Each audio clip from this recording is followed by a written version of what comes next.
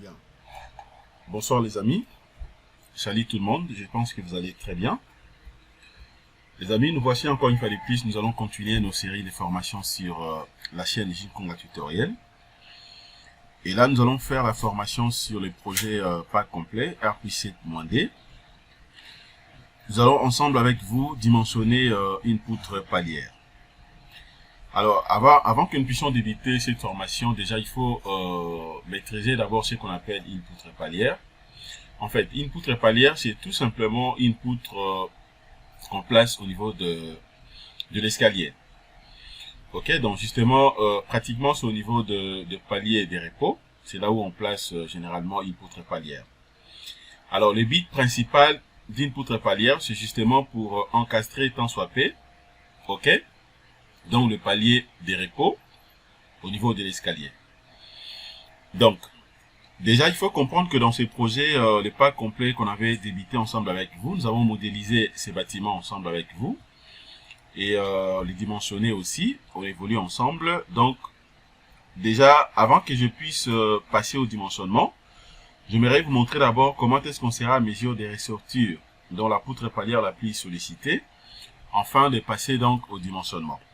Parce que déjà ici, vous allez comprendre que ça sera un peu compliqué pour moi de passer directement au dimensionnement, d'autant plus que c'est un grand bâtiment. J'ai plusieurs éléments porteurs ici.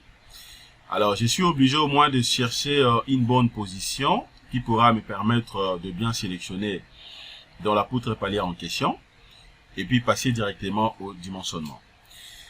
Alors, déjà les amis, il y a aussi un élément très capital à retenir ici, justement dans le dimensionnement, et que il ne faudrait pas que vous puissiez confondre un élément fléchi, étant comme barre, ainsi qu'un élément non fléchi, mais aussi une barre. Je m'explique. Comprenez toujours qu'il y a une différence entre une colonne et une poutre. Mais les deux sont des barres. Pendant la modélisation, dès que vous débutez la modélisation, il vous faut obligatoirement définir en fait l'élément barre que vous voulez exploiter ou utiliser. Si par contre que vous utilisez un élément barre étant comme colonne, sachez déjà qu'une colonne n'est pas un élément fléchi. Donc ça sera une barre, mais étant donné que ça ne sera pas un élément fléchi, donc il faut considérer ça comme une colonne ou bien comme un poteau.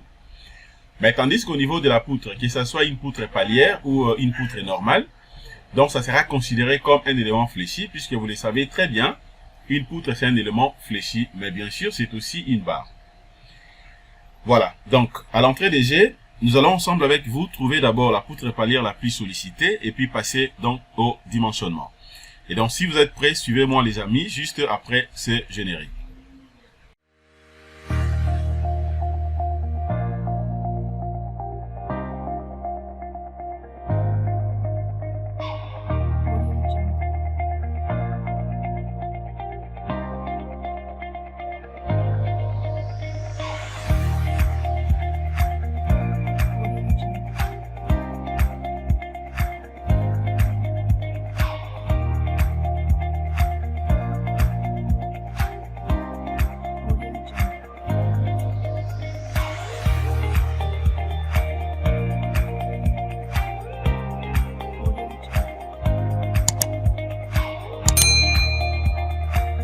La première des choses, vu la complexité de ce bâtiment, alors je me dis s'il faut trouver ça directement ici, ça sera un peu compliqué. Je peux commettre aussi une erreur. Et donc, regardez d'abord ce que je veux faire. Je suis d'abord obligé d'utiliser d'abord la sélection spéciale. Pour avoir cette option, c'est juste question soit de venir ici, sur édition. Vous prenez sélection spéciale et puis sélection par couleur. Ok, dès que vous cliquez, vous aurez directement ce tableau. Alors, comme je l'avais dit, il s'agit bien sûr d'une barre étant élément fléchi. Et donc, déjà au-dessus, ici, je suis obligé de choisir aussi barre. Donc, je clique tout simplement sur ce petit bouton. OK, une fois cliqué, eh ben, vous allez sélectionner maintenant la barre en question. Donc, étant la barre que moi, je suis en train de chercher, il s'agit bien sûr d'une poutre palière. Et donc, je fais ceci. je clique d'abord sur barre et après je suis obligé d'aller maintenant chercher la poutre en question. Ok, la poutre palière est là avec sa section, je crois, de 20 x 25. Avec sa section de 20 x 25, je crois, oui. Maintenant, je vais la sélectionner. Je vais sélectionner d'abord toutes les poutres palières. Pour ce faire, je viens là, je vais cliquer tout simplement une fois. Ok, dès que je clique, je dois me rassurer au moins que toutes les poutres sont sélectionnées. Ok, quand je dis toutes les poutres, là, il s'agit tout simplement des poutres palières. Je n'ai pas sélectionné d'autres poutres. Je sélectionne seulement les poutres palières. Ok, alors je dois d'abord me rassurer que cela est fait. Et donc, maintenant, je continue. Voilà. Et donc, là, une fois que toutes les poutres palières sont sélectionnées, eh ben, je peux venir maintenant ici, je vais l'isoler. Je vais l'isoler. Une fois cliqué sur l'icône d'isolement, je dois patienter pour me rassurer au moins que cela est fait. Ok. Alors, pourquoi je suis en train de procéder ainsi? C'est justement pour ne pas commettre des erreurs. Puisque comprenez que si par contre que vous n'avez pas bien sélectionné en fait les poutres palières en question, eh ben, il y a risque que vous puissiez commettre une erreur dans le dimensionnement. Voilà. Là, déjà, je me rassure au moins que toutes mes poutres palières sont sélectionnées. Vous voyez? Vous voyez que toutes mes poutres palières sont sélectionnées. Voilà. Regardez maintenant de l'autre côté. Je peux diviser même le tableau en D. Ok, quand je fais ça, c'est justement pour me rassurer que le tableau est divisé en D, puisque de l'autre côté, dans sa partie supérieure, ce sont justement des poutres palières. Mais tandis qu'en bas ici, vous avez maintenant les projets tout entiers. Ok, vous avez les projets tout entiers ici. Et de l'autre côté, c'est donc les poutres palières. Alors maintenant, je vais faire quoi ici? Là, vous allez remarquer que j'ai sélectionné toutes les poutres. Mais or, moi, je suis en train de chercher simplement la poutre palière la plus sollicitée que je vais dimensionner. Et puis, la section d'acier ou d'armature que je vais trouver, le plan d'exécution trouvé dans cette poutre, c'est ce que je vais uniformiser en fait partout. OK? Alors, je fais quoi maintenant à ce niveau? Eh ben, je peux soit cliquer à vide. Je peux cliquer à vide. Quand je clique à vide, c'est justement pour essayer un peu de désélectionner maintenant les poutres qui ont été sélectionnées. Voilà. Comme c'est compris, maintenant je vais cliquer ici pour avoir tout simplement les poutres palières. Voilà, regardez ici, vous allez voir ici, j'ai constaté que j'avais sélectionné également ce panneau. Et donc, ce que je fais maintenant, je vais reprendre ma sélection à partir d'ici. Seulement les poutres palières. Et puis, je l'isole encore. Voilà. Maintenant, par rapport à la sollicitation ici, je vais rentrer d'abord sur l'effort MNT. Je prends au moment suivant la direction des Y. Voilà. Donc, je vois que le max, c'est cette poutre ici. Ok. Donc, c'est cette poutre. Donc, c'est celle que moi, je vais dimensionner. Je clique d'abord à vide. Voilà. Maintenant, je la sélectionne. Ok. Poutre numéro 495. Je vais passer maintenant au dimensionnement. Je prends ferraillage réel, élément béton armé. C'est très simple, hein? Donc le principe reste le même, mais c'est juste question de savoir comment sélectionner en fait cette poutre la plus sollicitée en fait. C'est pas compliqué. Ok, une fois que cela est fait, eh bien vous allez passer maintenant au dimensionnement. Voilà. Les amis, c'est comme je l'ai dit chaque fois. Donc, comprenez que le logiciel des robots structural analysis professionnel, en fait, c'est un logiciel très intelligent. Mais seulement, avant que vous puissiez bien maîtriser ces logiciels, il faudrait que vous puissiez d'abord comprendre aussi comment faire la modélisation. Puisque une fois que la modélisation est bien faite, le reste, en tout cas, ce n'est qu'un jet d'enfant. Ok? Donc, la modélisation, une fois c'est bien faite, vous maîtrisez également les cours des calculs des structures. Ok? Comment faire vos évaluations des charges et tout ce qui va avec. En tout cas, le reste, c'est un jeu d'enfant comme je viens de le dire. Voilà, moi je vais patienter tout simplement. Voilà, je clique sur OK. J'accepte mes combinaisons. OK. Dès que vous voyez déjà LS LS est élu, voilà, comprenez qu'il s'agit justement de la norme utilisée ici. Là, je suis en train de travailler sur Bayel 91 modifié 99. OK. Donc Bayel aux états limites. Voilà, j'obtiens maintenant cette approche.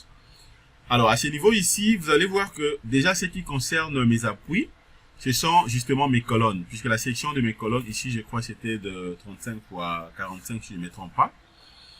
Ok, donc vous avez la base des colonnes, mais bon, j'ai la possibilité aussi de changer l'orientation. Hein, donc comme je clique sur Travers. Je viens là, je vais différencier d'abord mes appuis. Premier appui, ça sera donc un rotule. Deuxième appui, ça sera un appui glissant, ok, tel que différencié ici. Les noms, j'ai la possibilité de modifier. Ça dépend de ce que moi je vais avoir.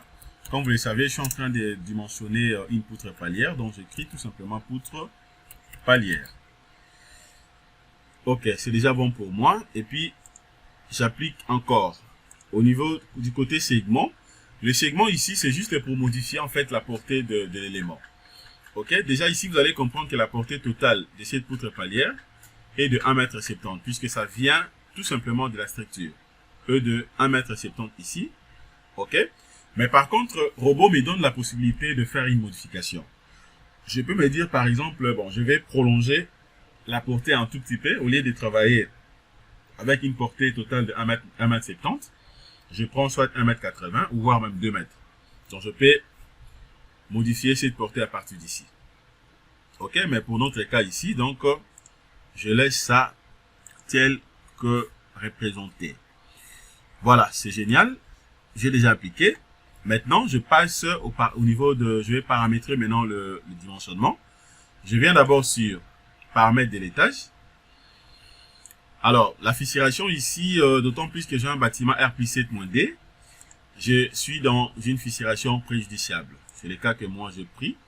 Millier ici, je prends un millier agressif. Tenue au fait, je me dis que la tenue au fait ici, ça sera nul, donc 0. Ok, je clique sur enregistrer. Voilà, je vais tout simplement enregistrer d'abord cette étape, donc je mets projet fini. Ok, projet fini, donc par rapport à cette poutre palière, et je clique sur OK. Ok. Deuxièmement, je passe au niveau de l'option de calcul ici. Voilà, dans l'option de calcul, il y a possibilité d'optimiser aussi la géométrie. Vous allez voir ici que la géométrie est fixée. C'est-à-dire les dimensions, toutes les dimensions sont fixées ici. C'est-à-dire vous avez la hauteur qui est fixée. La base aussi est fixée. Justement, ce sont des dimensions de la structure. Ce sont des dimensions de la structure. Donc déjà modélisées à partir de la structure. Raison pour laquelle c'est fixé. Alors je laisse ça comme ça. Deuxièmement, vous avez à ce niveau ici, donc changer dimension tous les. Donc c'est-à-dire qu'il y a possibilité d'introduire la variation de changement des dimensions. Ok, tel que moi je vais, soit après 2 mètres ou 2 cm plutôt, 5 cm, 10 cm, ainsi de suite. Ok, ça c'est beaucoup plus important si par contre que vous dimensionnez une poutre palière à inertie variable. Mais ce qui me concerne ici, donc l'inertie ne varie pas, je laisse ça comme ça, ok.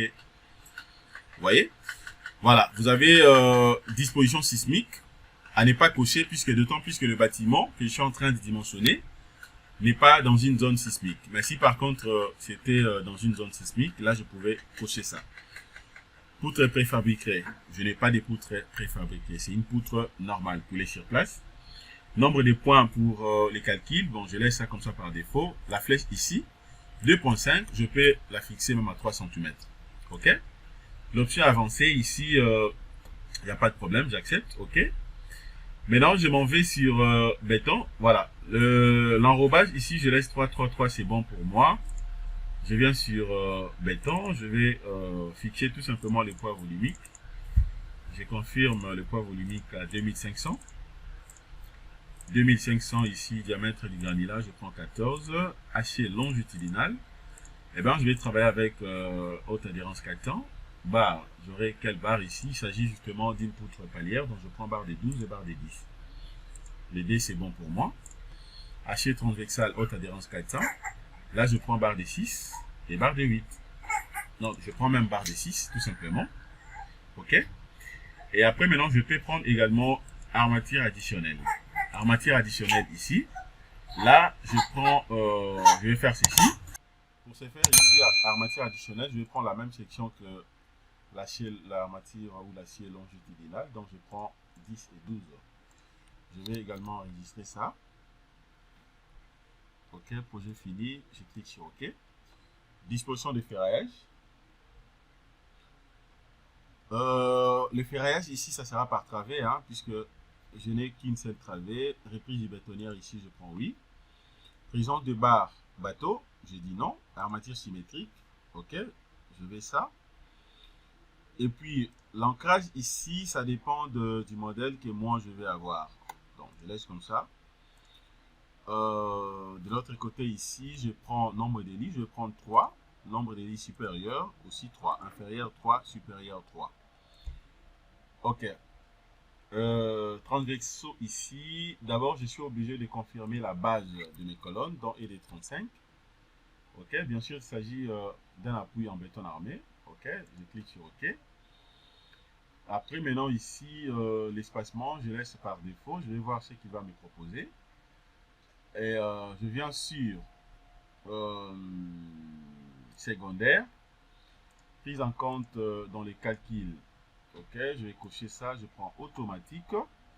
Je vais cocher épingler contre la poussée au vide pour le bar de renfort. Nuance d'acier ici, tout est déjà fixé. J'accepte ça comme ça. Armature des coutures, le modèle est là, c'est que j'ai pris par défaut. Je dis OK. La forme des crochets, voilà, je laisse ça aussi, c'est bon. Je peux tout simplement fixer soit les crochets ici. Je prends même de 5 cm. Puisqu'il s'agit d'une poutre palière tout simplement. Je vais l'enregistrer. J'enregistre. Et puis c'est tout pour moi, je n'ai pas de réservation. Là maintenant je viens sur analyse, je vais cliquer sur paramètres de dessin. OK, paramètres de dessin là c'est bon, ajouter dessin à la liste. Voilà, bon je vais créer un nouveau dessin. Je clique sur la description des armatures, je vais avoir les nombres plus de diamètre. J'aurai besoin aussi de la longueur développée de mes barres, l'espacement et aussi la description des armatures longitudinales dans la section. OK, description de taille. Bon, je laisse comme ça 1, 2, 3, c'est bon. Et puis, échelle ici en 20e, par défaut, c'est super. Nombre de pièces, j'en ai besoin. Type d'acier aussi. Et puis, je vais l'enregistrer. Je clique sur OK. OK de l'autre côté. Voilà, donc là, je viens de terminer déjà les paramétrages des dimensionnements. Il me reste que de lancer les calculs. Pour lancer les calculs, c'est tellement sympa. Je viens ici, je vais prendre calculer. Je vais générer directement le dessin pour les éléments calculés. Alors là, maintenant, je vais patienter. Je vais voir ce que le logiciel va me proposer. Si ça me va, j'accepte. Par contre, ici, il y a des informations négatives. Je fais directement donc la correction. Voilà. Là, vous allez voir que je n'ai pas de problème. Hein. Donc, regardez ce qu'il m'a proposé. Avec les barres de renfort, telles que représentées ici. Et puis, l'espacement, là, est de 16 cm. OK, mais il a quand même rapproché les barres au niveau des appuis. Ce qui est tout à fait normal. OK, mais seulement ici, voilà, ma section, tout est OK, 4 barres. OK, c'est super, 4 barres déjà c'est bon, sauf que, voilà, j'ai deux types de barres ici, barre des 10 et barre des 12. Bon, je vais faire ça simple, je vais supprimer quelque chose ici. Bon, je prends option de calcul. OK, puisque je rentre là, voilà, je vais enlever les barres des 10. Je vais travailler qu'avec les barres des 12, puisqu'il s'agit tout simplement d'une poutre palière. Ou carrément, je pouvais prendre aussi barre des 10. Je relance maintenant les calculs, je vais voir, voilà, ce qu'il m'a proposé. Alors, je vais également uniformiser tant soit peu l'espacement de mes cadres ici. Donc, je viens là, transversal ici, ou transversaux. Là, je peux prendre un espacement, il m'a proposé des 60. Je prends d'abord des 15. OK, je prends des 15. je rentre au niveau de général ici, armature symétrique, j'avais dit oui.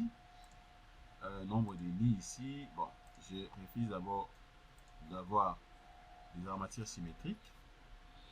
Je relance d'abord les calculs, je vais voir encore. Voilà, je vais voir encore ce qu'il va me proposer. Dimensionnement, capacité, la résistance au cisaillement dans les lits n'est pas satisfaisante. Justement, c'est par rapport à l'espacement choisi ici des 15. Et donc, cependant, ce que je vais faire maintenant, je rentre là, je viens là, je vais cocher armature symétrique, je rentre au niveau de secondaire. J'ai des possibilités ici, soit je peux augmenter, ok, l'épaisseur de 15 ici, ça sera soit des 16 ou voire même plus que ça, ou carrément je vais différencier le D, je peux soit adopter ici un espacement de 15, mais de l'autre côté, je peux diminuer. Attendez, je vais vous montrer. Si par contre ici, je prends un espacement de 10 et que je relance, regardez à quoi ça ressemble. Voilà, le même feedback, mais néanmoins, vous allez rapprocher quelques barres ici. Donc, pour faire simple, je veux que tout soit tellement génial. Donc, je rentre ici, secondaire, transversal ici. Là, je laisse d'abord automatique. Et puis là également, je prends automatique. Donc, j'accepte quand même le bas, un espacement de cadre de 16 cm. Là, ça sera maintenant waouh. Vous voyez? Donc là, ça passe sans problème. J'ai changé en fait, là, j'ai utilisé que le barre des 12. Alors, dès que je clique à côté, de l'autre côté, vous avez un tableau avec tous les détails possibles. OK? Pour les cadres, vous avez le barre des 6 et puis les armatures principaux, barre des 12. Donc les amis, voilà ce que je voulais vous montrer à ce qui concerne les dimensionnements d'une poutre palière.